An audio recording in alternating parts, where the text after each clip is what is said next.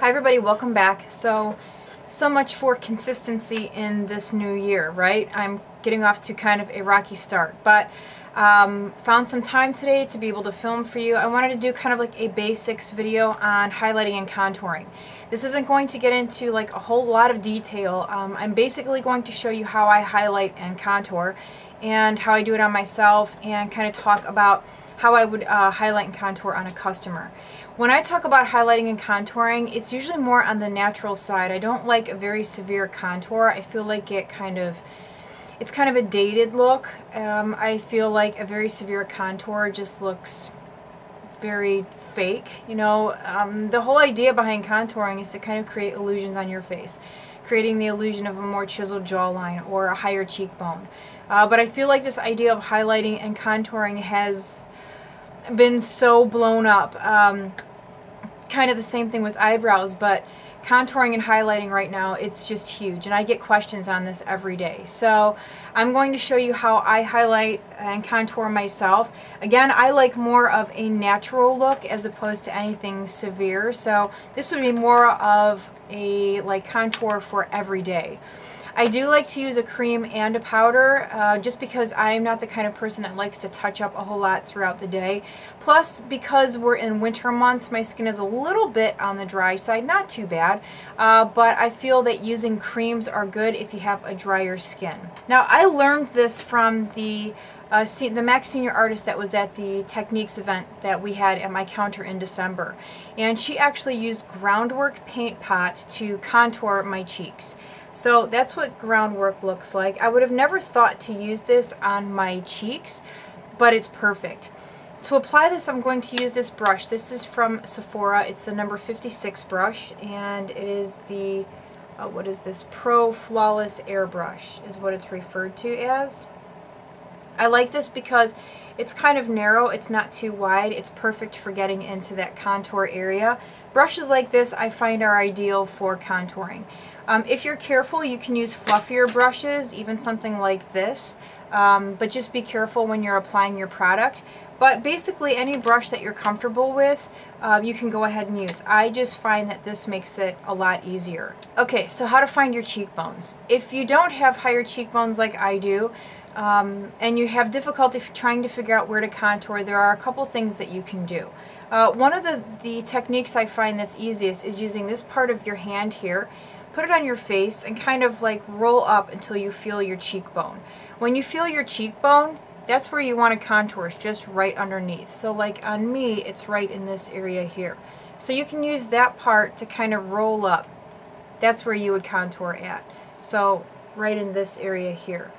If you're still not sure, you can take your handle of your brush and kind of roll it up until it stops. So when I roll it up, it stops right there. That's the underneath part of my cheekbone. And if you're still not sure, you can kind of look at the center part of your ear and just kind of go diagonally.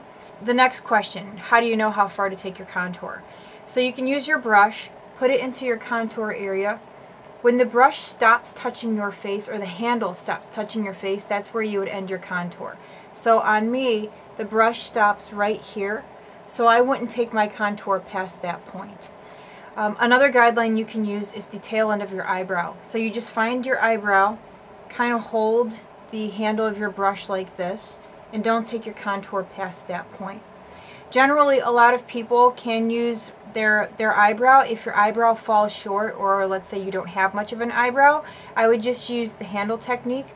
So I'm going to go ahead and start. I'm just going to take a little bit of this Groundwork, and I know that my cheekbone stops, or the underneath part of my cheekbone is right in here. So that's where I'm going to put my contour. I like to start light.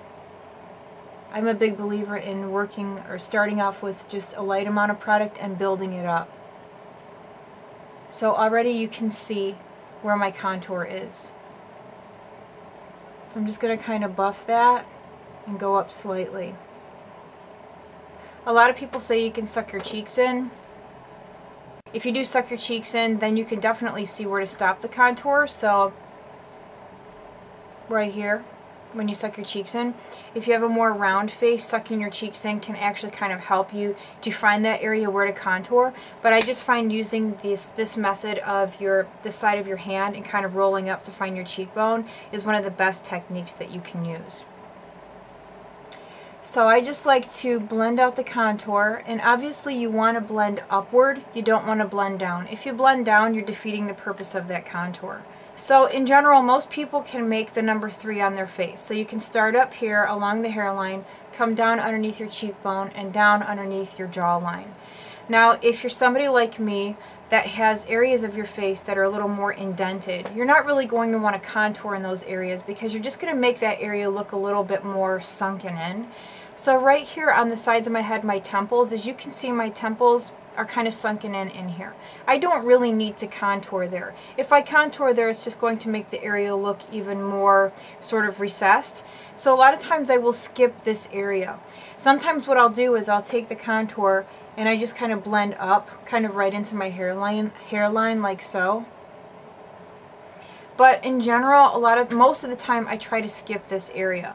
So just remember, if there's a place anywhere on your face that you don't want to appear more recessed, don't contour that area. So I'm just going to go right up onto my forehead. And I will take it just to where this part of my temple kind of dips in. And sometimes I'll just go right into my hairline, right into this area too. I won't so much onto the skin part, but I will go into my hairline.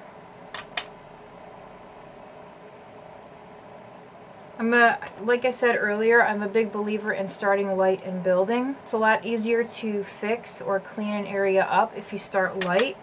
If you start off with too much product at one time, it can become a real pain to try to blend that area out. So just do yourself a favor and start light with the product.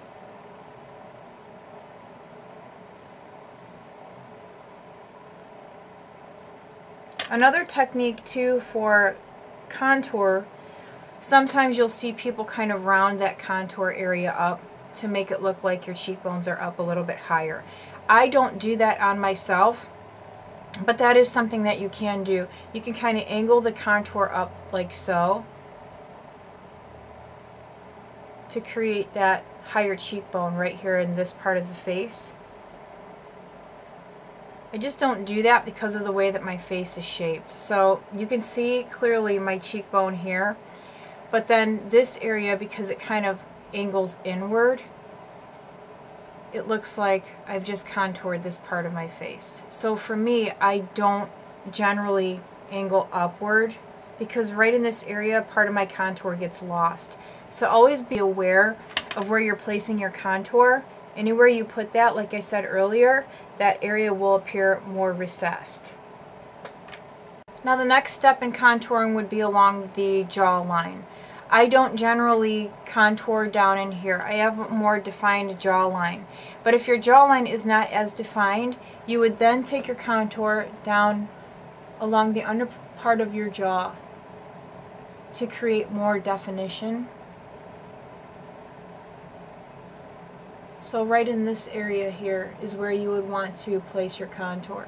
So basically, again, the number 3 here, here, and then here. Other areas on the face that you can contour to create the appearance of a larger lower lip. You can contour right underneath your bottom lip. So right in here. And what that does is it creates a shadow to give the appearance of a larger bottom lip. And then the nose. I find contouring the nose a little, not tricky, but I don't feel like everyone needs to do it. Again, it's kind of like with contouring your face. If you have more prominent or severe features or an angular face, you're not going to want to do as much contouring. I feel like it's the same thing with the nose. I see a lot of people who have longer noses contouring from here all the way down, and in my opinion that just makes your nose look even longer. I feel like contouring should be for somebody who wants to make their nose appear a little bit slimmer. So it's not for everyone. For myself, if I do contour my nose, I typically will just do this area right in here. Because when I laugh or smile, my nose gets a little bit wider in this area. I don't really care, but every once in a while I will contour there just to do it. So for me, I just kind of go right into this area right here to make that part of my nose look not as wide. And then you can even do right here. But if you are going to contour your nose, I would use a smaller brush if you're just going to use cream. So maybe something like this. This is a Real Techniques. I don't even know. I've had this forever. Everything is rubbed off. So to contour your nose, you want to start up in this area here and just come down the side of your nose like so. Oh my gosh, that makes me want to sneeze so bad. Now again, start light. You don't need a ton. So contouring like this and then coming around the front.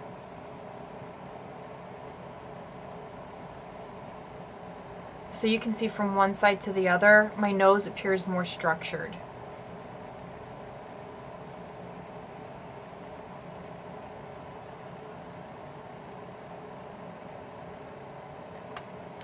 So I'll go ahead and do this side as well so I don't look off balance.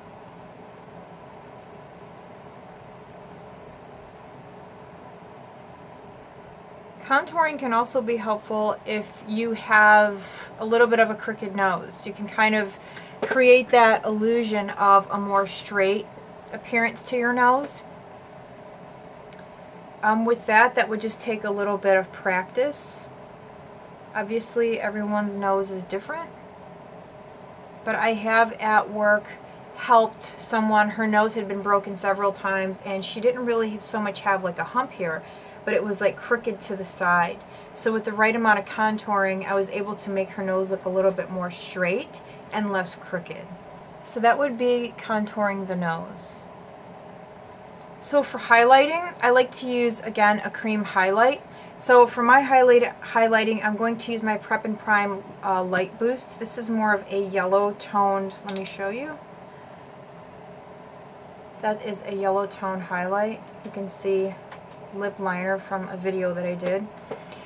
Okay, again with this, I don't mind highlighting, I don't mind contouring, but again I like a more natural look. So for this, I'm just going to place some of this, and you can do that triangle if you want to, and kind of bring it out like so. And then I'm going to use this brush here. This is another Sephora brush, an old one. I'm just going to kind of press this in.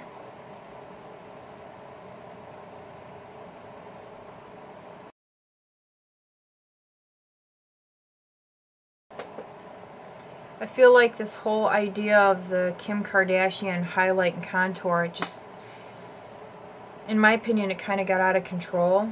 And a lot of people now think that that's how they have to do it, and they see all these crazy pictures on Instagram and on Pinterest, and it's just, in my opinion, overkill. Like, there's no reason to do all that every day, all the time. It's just not necessary.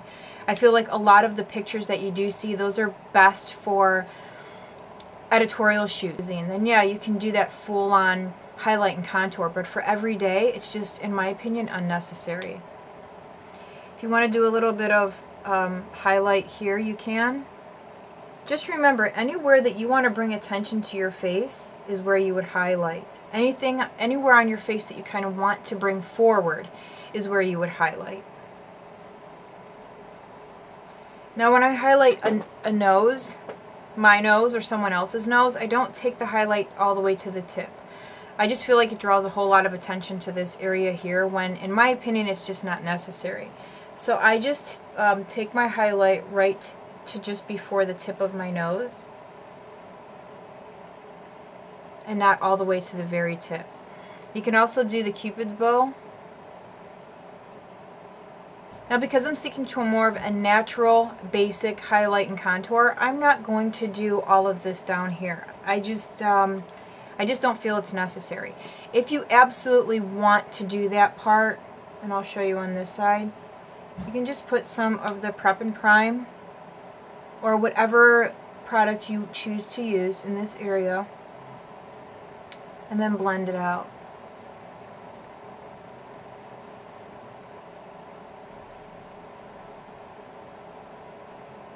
so that it appears highlighted in this area. So here's the highlighted side, here's the non-highlighted. Okay, so what I'm going to do now is just powder my whole face.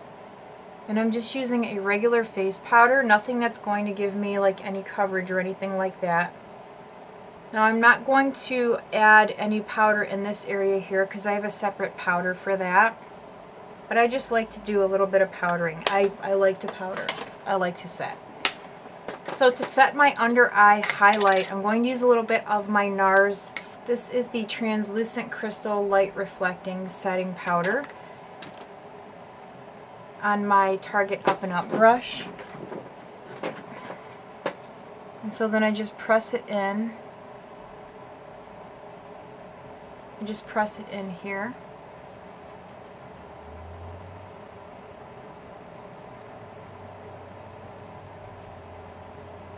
And then I'll just kind of go over the areas and add powder where I highlighted.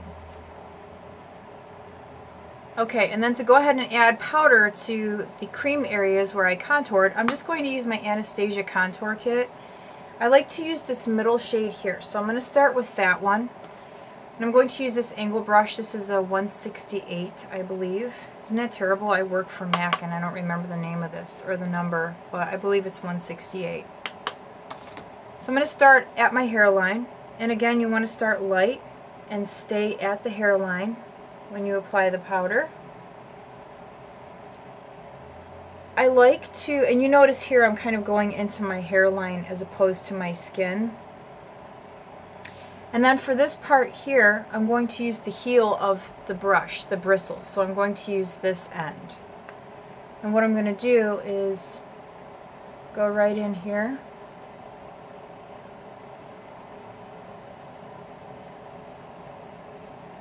Just like so. And I actually don't mind blending upwards right here. Just remember, don't blend down. And then along the jawline as well. Okay, so let's say you're done with your highlight and your contour and you look at yourself and you're like, holy cow, that is way too much. Just take your face powder on a brush like this, and I really like using the stippling brushes because the sparser tips lay down the least amount of product, as opposed to using something like this that's going to pick up more product. I really like these, and especially for kind of correcting areas that maybe you got a little too heavy-handed. So if I look in the mirror and I feel like, you know, there's a line where you can definitely see that contour, I like to kind of go back in there and blur that line. So there's a nice transition between that dark and then the light area of my face. And then especially like in here, if you're into that more severe contour, and let's say your powder went down a little too far, just take your brush and go right in there and clean it up. So what I'm going to do now is add a little bit of highlight. So I powdered already, and I used my NARS powder in these areas here to bring a little bit of brightness. But now I'm going to highlight the top of my cheekbones. So for that I like to use this brush. This is a Sigma F35. You don't have to use this brush. Any brush you want to use is fine. Matter of fact, you could use a little brush like this. You could use something like this if you wanted to. Just find a brush that works for you. So this is just a MAC Soft and Gentle. And this is going to go right on the top of my cheekbone.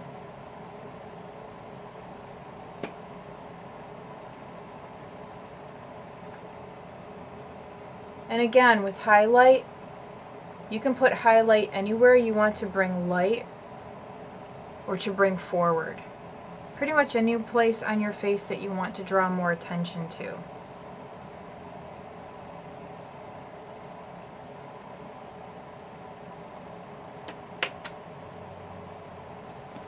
And then I'm just going to add a little bit of blush since it's sitting right in front of me. I like to do my highlight first and then add the blush. The reason that I like to do that is because I like that sort of mix between the highlight and the blush. I feel like if you do your blush first and then your highlight, the highlight just kind of sits on top of that blush. So I like that sort of mix between the two.